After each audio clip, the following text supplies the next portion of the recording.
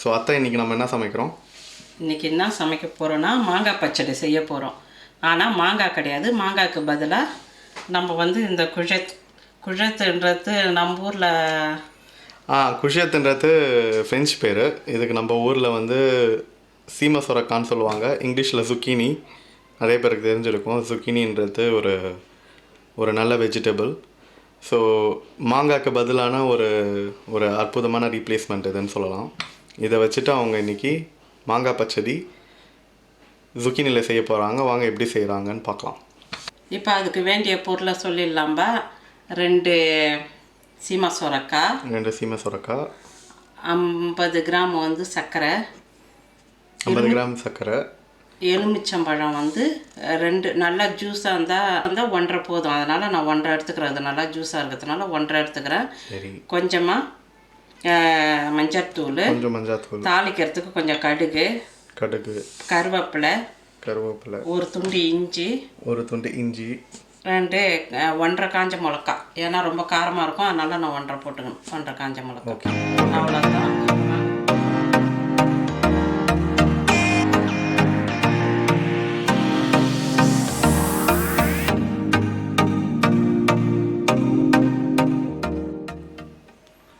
Okay, இப்போது என் அத்தை எப்படி செய்ய போகிறதுன்னு எனக்கு சொல்ல போகிறாங்க. அதை நான் செஞ்சு காமிக்க போகிறேன். இப்போ முதல் ஸ்டெப் நம்ம என்ன செய்ய போகிறோம்னு அவங்கக்கிட்ட கேட்கலாம். ஸோ நான் முதல்ல என்ன செய்யணும் அத்தை? இப்போ நம்ம கழுவி தான் அதை ரெடி பண்ணி வச்சுக்கிறோம்பா. அந்த தோலை சீவிட்டு அந்த காயை நம்ம இப்போ பொடியாக நறுக்கி எடுத்துக்க போகிறோம். அதே மாதிரி இஞ்சியும் பொடியாக நறுக்கி எடுத்து வச்சுக்கிட்டு அப்புறம் நம்ம செய்ய ஆரம்பிப்போம். ஓகே, இப்போ முதல் ஸ்டெப் நம்ம வந்து zucchiniயோட தோலை நம்ம இப்போ சீவ போகிறோம். சீவ எடுத்துக்கணும். அந்த பக்கத்தை எடுத்துக்கணும். இஞ்சியும் அதே மாதிரி பொடியாக வெட்டி வச்சுக்கணும்.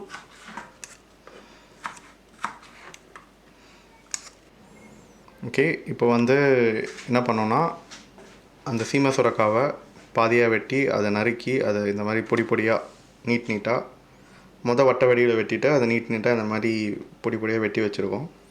அது கூட இஞ்சியையும் பொடியாக இந்த மாதிரி நறுக்கி எடுத்து வச்சுருக்கோம். கூட முன்னாடி காமிச்ச அந்த எலுமிச்சை பழத்துலேருந்து ஜூஸை புழிஞ்சி ஒரு சின்ன டப்பாவில் எடுத்து வச்சுருக்கோம். அப்புறம் இப்போது அந்த மஞ்சள் பொடியும் கொஞ்சம் ஒரு பாதி டீஸ்பூன் அளவுக்கு மஞ்சள் பொடி எடுத்து வச்சுருக்கோம். இப்போ இதை அடுத்தது எப்படி செய்யலான்னு அவங்கக்கிட்ட கேட்கலாம். வாங்க பார்ப்போம் எப்படி செய்யறது நம்ம பார்ப்போம். கடாய் வச்சுட்டோம். இப்போ முதல்ல இஞ்சி போட்டுக்கணும். அரைச்சி வச்சு இந்த இஞ்சி போட்டுக்கணும். அது கூடவே இந்த எலுமிச்சை சாரம் போட்டுக்கணும். அது கூடவே இந்த மஞ்சள் தூளும் போட்டுக்கணும். இதை 3 கொஞ்சம் நல்லா கொஞ்சம் வேகணும். அந்த எலுமிச்சை சாரிலே வேகணும். அது கொஞ்சம் இஞ்சி லேசாக ஒரு 2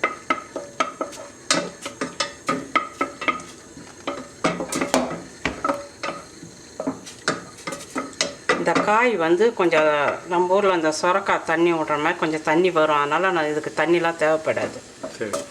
பச்சடி வந்து கொஞ்சம் கட்டியாக தான் இருக்கும், ரொம்ப தண்ணியாகவும் இருக்கக்கூடாது. அதனால் இப்போ இதையும் வந்து இது கூடயே சேர்த்து நம்ம வேக வச்சிடணும். பச்சடிக்கு வந்து நம்ம முதல்ல கொஞ்சோண்டு உப்பு சொல்ல மறந்துட்டோம். அதனால் அந்த உப்பு இப்போ சொல்லிக்குவோம். உப்பு இப்போ சொல்லலை நம்ம.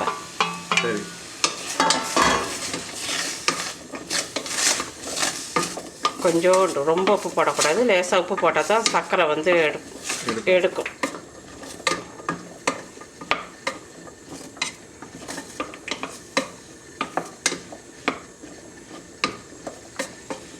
இது வெளிநாட்டில் இருக்கிறவங்களுக்குலாம் நல்ல ஒரு டிஷ். ஏன்னா இங்கே நிறைய மாங்காய் கிடைக்காது. இப்போ நம்ம போட்ட உடனே அதை எடுத்துக்கிறதுனால ஒவ்வொன்று தண்ணி அது தீயக்கூடாது. கொஞ்சோண்டு போதும், அந்த அளவுக்கு தண்ணி விடும். தீயை வந்து நான் கொஞ்சம் குறைச்சிக்கங்க ஆரம்பத்தில். அப்புறம் தண்ணி கொஞ்சம் விட்ட பிறகு அப்புறம் தீயை வச்சு வேக வச்சுக்கணும்.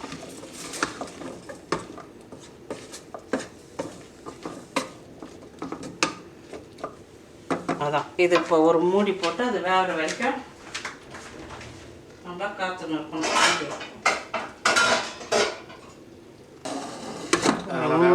ஆமாம், கொஞ்சம் வெந்த பிறகு அப்புறமா நம்ம உப்பும் சர்க்கரையும் போட்டுக்குவோம். கொஞ்சம் வேக வரைக்கும் ஒரு 5 நிமிஷம். இப்போ திறந்து பார்க்கலாமா? 5 நிமிஷம் ஆயிடுச்சு. நம்ம மூடி வச்சு இதை பாருங்கள் எவ்வளோ அழகாக வெந்துக்குன்னு வருது. அதுவே தண்ணி விடுது பாருங்கள். இப்போ வந்து நான் முதல்ல சொன்னேன்ல உப்பு மறந்துட்டேன்ட்டு. இப்போ அந்த உப்பு இப்போ போட்டுக்குவோம். இந்த அளவுக்கு உப்பு போடணும். உங்களுக்கு புளிப்பு அதிகமாக வேணுன்றவங்க கூட இன்னும் கொஞ்சம் கூட எலுமிச்சை சாறு போட்டுக்கலாம். எங்களுக்கு இந்த புளிப்பு போதும். அதனால் நாங்கள் இது 1.5 எலுமிச்சம்பழம் போடுறோம்.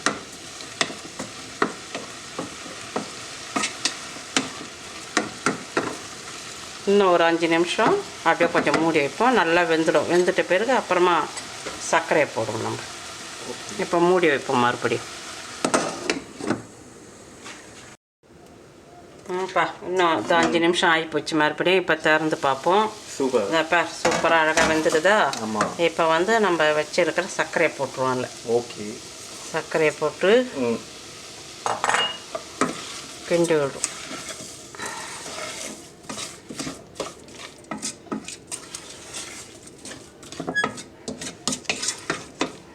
அந்த சர்க்கரை வந்து நல்லா அதில் இழுக்கிறதுக்கு ஒரு 2 நிமிஷம் தான். வெந்து போச்சு. 2 நிமிஷம் மட்டும் மூடிட்டு அதை வந்து இப்போ நம்ம பச்சடி தாளிச்சிட வேண்டியது தான். சூப்பர். இப்போ சர்க்கரை போட்டு 2 நிமிஷம் ஆச்சா? அதை பார்த்தீங்களா சர்க்கரை அழகாக தண்ணி விட்டு வந்துடுச்சு பாருங்க. நம்ம சர்க்கரை தான் போடணும்னு இல்லை, வெல்லம் கூட போட்டுக்கலாம். பாருங்கள் நல்லா வெந்து போச்சா? இப்போ வந்து இதை மிக்சியில் வந்து அரைச்சிக்குவோம்.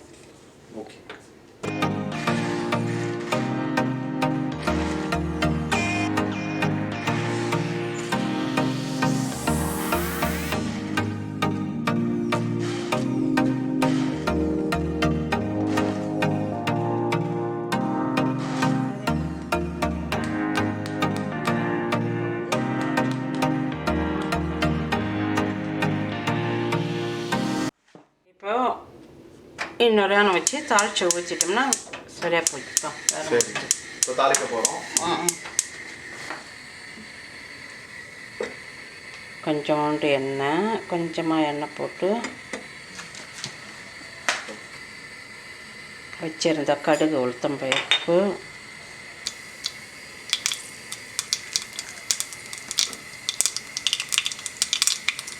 பொரிஞ்சிருச்சுங்களா?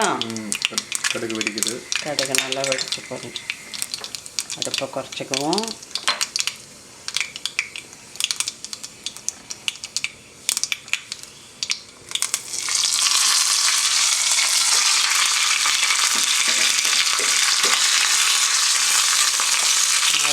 கருவேப்பிலை போட்டு